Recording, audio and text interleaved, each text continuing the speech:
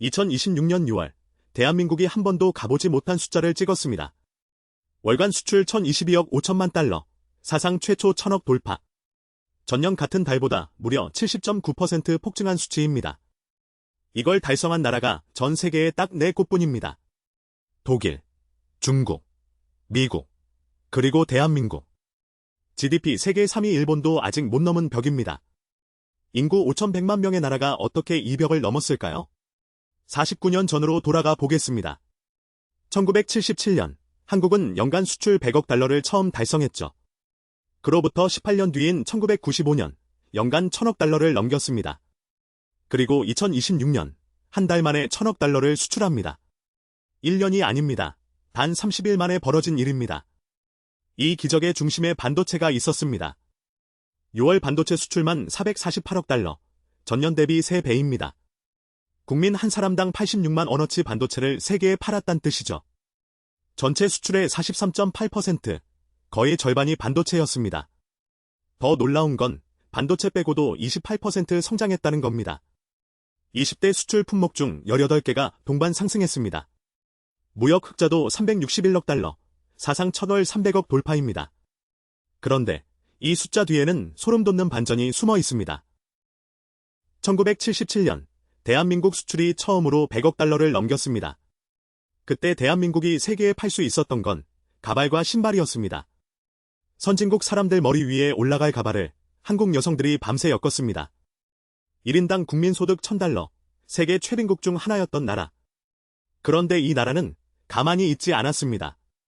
80년대, 한국은 가발 대신 자동차와 배를 만들기 시작합니다. 포항제철의 용광로가 불을 뿜고 현대의 조선소가 바다를 채웠습니다.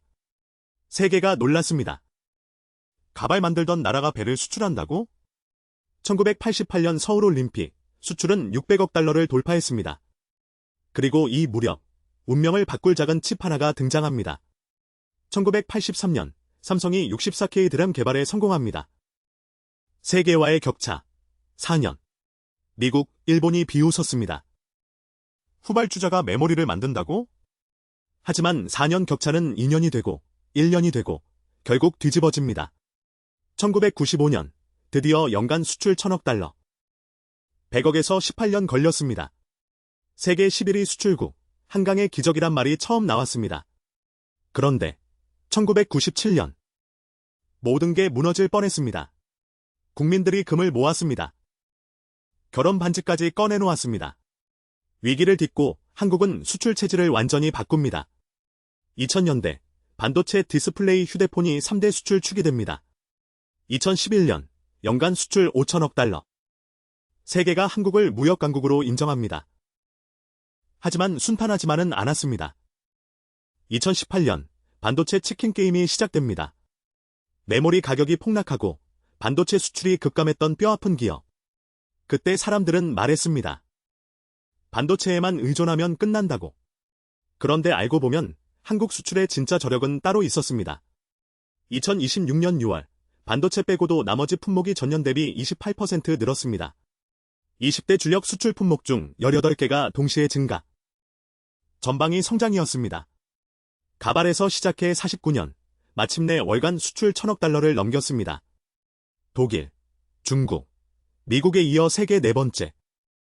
일본도 못한 기록입니다. 100억 달러 달성의 건국 29년, 1000억 달러까지 49년의 기적. 그런데 이 기적의 43.8%를 책임진 반도체. 대체 무슨 일이 벌어진 걸까요?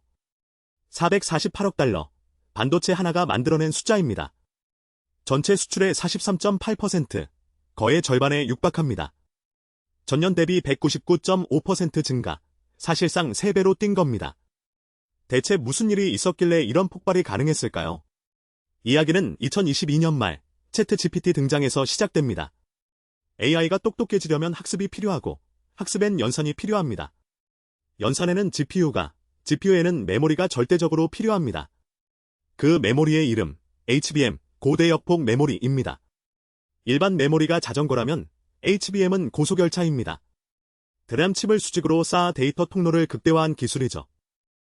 8단, 12단, 최근엔 16단까지 쌓습니다. 이걸 세계에서 가장 잘 만드는 나라가 어딜까요? 스카이닉스, HBM 시장 점유율 압도적 1위입니다. 엔비디아의 AI 칩 안에 SK하이닉스 HBM이 들어갑니다. 전 세계 빅테크가 AI 서버를 미친 듯이 짓기 시작했습니다. 구글, 메타, 마이크로소프트, 아마존 주문이 폭주합니다. AI 서버 한 대에 HBM이 수백 개씩 들어갑니다. 수요는 폭발하는데 만들 수 있는 곳은 한정적이죠. 바로 이 수급 불균형이 가격 폭등의 비밀입니다. DDR5 가격 3월 개당 $31에서 6월 $40로 뛰었습니다. 석 달 만에 29% 상승, 메모리 시장에선 이례적 급등입니다. 낸드 플래시도 마찬가지, 128기가 칩 가격을 보시죠. $17.7에서 $28.8, 63% 폭등했습니다. 왜 낸드까지 오를까요? 답은 AI 서버의 SSD입니다. AI가 학습할 데이터를 저장할 고성능 SSD 수요가 급증한 거죠. 실제로 컴퓨터 부품 수출이 308.8%나 폭증했습니다. 4배 이상 증가, SSD 하나로 이 숫자가 나온 겁니다. 정리하면 AI 수요가 시범 DDR5 낸드를 동시에 끌어올렸습니다. 물량도 늘고 단가도 오르니 수출액이 폭발할 수밖에 없죠. 스카이닉스, 2025년 상반기 영업이익률 40%를 넘겼습니다. HBM3E에 이어 HBM4 양산 준비도 착착 진행 중입니다. 삼성전자도 반격에 나섰습니다. 12단 HBM3E 양산을 본격화하며 격차를 좁히고 있죠. 낸드 분야에서도 200단 이상 적층 경쟁이 치열합니다. 기술력이 곧 가격 결정력, 한국이 쥔 카드는 강력합니다. 전 세계 드럼의 70% 이상이 한국에서 만들어집니다. AI 시대의 석유가 반도체라면 한국은 산유국인 셈이죠. $448억, 국민 한 사람당 86만원어치를 수출한 겁니다. 반도체가 이끈 기적. 하지만 이 호황의 그림자도 있습니다. 과거에도 이런 호황 뒤엔 반드시 위기가 왔거든요. 자, 여기서 한 가지 이상한 점이 있습니다. 2025년 지금 한국은 전례 없는 관세 폭격을 맞고 있습니다. 철강의 50%, 자동차의 25%, 트럼프의 관세 장벽입니다. 한국 수출의 양대 축인 철강과 자동차, 직격탄을 맞았죠. 상식적으로라면 수출이 줄어야 정상입니다. 그런데 결과는요? 전년 대비 플러스 70.9%. 관세를 맞고도 역대 최대 수출. 대체 어떻게 가능했을까요? 첫 번째 비밀. 한국은 팔 물건이 하나가 아니었습니다. 20대 주요 수출 품목 중 무려 18개가 동시에 증가했습니다. 반도체를 빼고 봐도 나머지 품목이 28%나 성장한 겁니다. 이건 단순히 반도체 하나 잘 팔린 게 아니란 뜻이죠. 철강의 50% 관세? 그러면 동남아로 우회합니다. 자동차 25% 관세? 현지 생산 비중을 늘립니다. 관세를 정면 돌파 대신 유연하게 피해간 겁니다. 두 번째 비밀은 시장 다변화. 미국만 바라보지 않았습니다. 인도, 중동, 아세안, 새로운 시장이 동시에 열렸습니다. 하나의 문이 닫히면 다른 10개를 여는 전략이었죠. 세 번째 비밀. 관세가 못 건드리는 품목이 있었습니다. AI 반도체. 이건 관세를 때려도 대체제가 없습니다. 전 세계가 HBM을 원하는데 만드는 곳은 한국뿐이니까요. 관세 25%를 붙여도 살 수밖에 없는 물건. 그게 협상력입니다. 네 번째, 컴퓨터 관련 수출이 308%나 폭증한 이유가 있습니다. AI 서버에 들어가는 SSD 수요가 전 세계적으로 폭발한 겁니다. 낸드 가격도 3개월 만에 $17.7에서 $28.8로 뛰었죠. 단가가 오르니 같은 양을 팔아도 매출이 폭증합니다. 정리하면 이겁니다. 품목 분산, 시장 분산, 가격 상승의 3중 방패. 관세라는 공격을 3중 방패로 완벽히 막아낸 거죠. 그래서 무역수지 흑자가 $361억, 월간 $300억 첫 돌파입니다. 관세를 이긴 나라, 한국이 증명해 보인 겁니다. 하지만 이 기적에는 무서운 전례가 하나 있습니다. 축제에 불꽃이 꺼지면 그림자가 보이기 시작합니다. 6월 수출 $1,022억, 반도체가 $448억 책임졌습니다. 전체 수출의 43.8%, 거의 절반이 반도체 하나에 걸려 있습니다. 이 숫자가 왜 무서운지 과거가 증명합니다. 2018년 반도체 호황의 한국 수출은 사상 최대를 찍었습니다. 메모리 반도체 가격이 하늘을 뚫었고 모두가 환호했죠. 그런데 2019년 메모리 가격이 절반 이하로 폭락합니다. 이른바 메모리 치킨 게임, 공급 과잉이 가격을 무너뜨렸습니다. 반도체 수출이 급감하자 한국 전체 수출이 12개월 연속 감소했습니다. 반도체 하나가 흔들리니 나라 경제 전체가 흔들린 겁니다. 그때 반도체 비중이 20%대였습니다. 지금은 43.8%입니다. 의존도가 2배 넘게 올랐으니 충격도 2배가 됩니다. 알고 보면 이건 한국만의 문제가 아닙니다. 충격적인 건 중국이 무서운 속도로 추격하고 있다는 사실입니다. 중국은 반도체 굴기를 선언하고 수십조 원을 쏟아붓고 있습니다. 성숙 공정에서는 이미 중국이 세계 시장을 잠식하기 시작했습니다. 한국의 강점인 메모리 분야도 안전지대가 아닙니다. SMT 같은 중국 업체가 드럼 양산에 본격 뛰어들었습니다. 가격 경쟁이 시작되면 2019년의 악몽이 반복될 수 있습니다. 하지만 위험은 중국만이 아닙니다. 미국 관세라는 변수가 있습니다. 철강 관세 50%, 자동차 관세 25%가 이미 현실입니다. 반도체 외 품목이 타격받으면 쏠림은 더 심해집니다. 43.8%가 50%, 심지어 60%까지 올라갈 수 있다는 경고가 나옵니다. 계란을 한 바구니에 담지 말라는 격언, 지금 한국이 정확히 그 상황입니다. AI 반도체 수요가 영원할 거란 보장도 없습니다. 기술 사이클은 반드시 꺾입니다. 문제는 언제냐입니다. 호황일 때 준비하지 않으면 불황이 왔을 때 속수무책입니다. 전문가들은 말합니다. 지금이 구조를 바꿀 마지막 기회라고.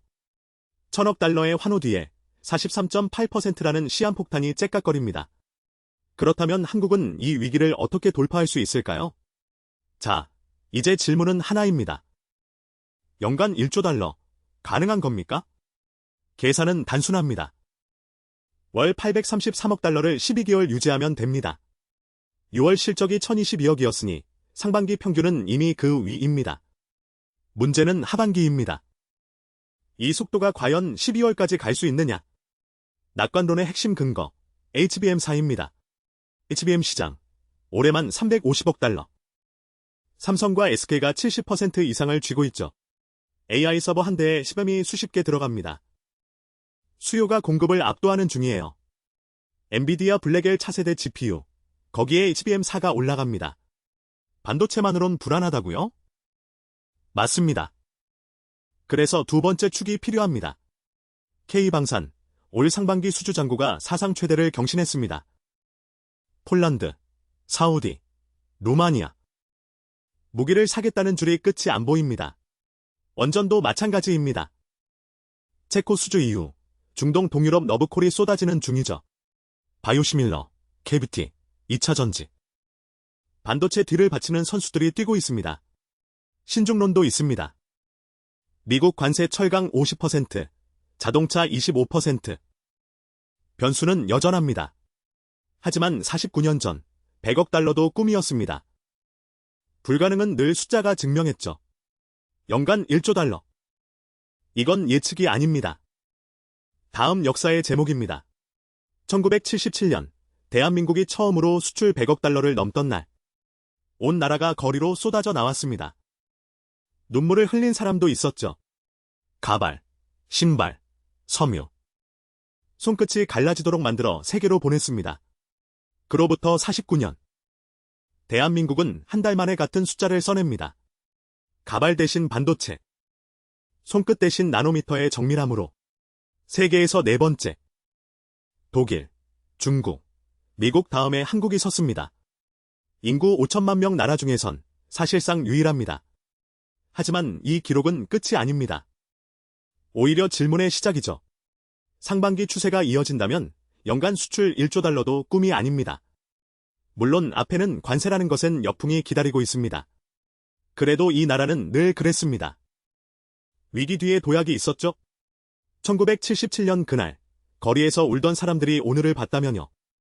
아마 이렇게 말했을 겁니다. 우리가 해냈구나.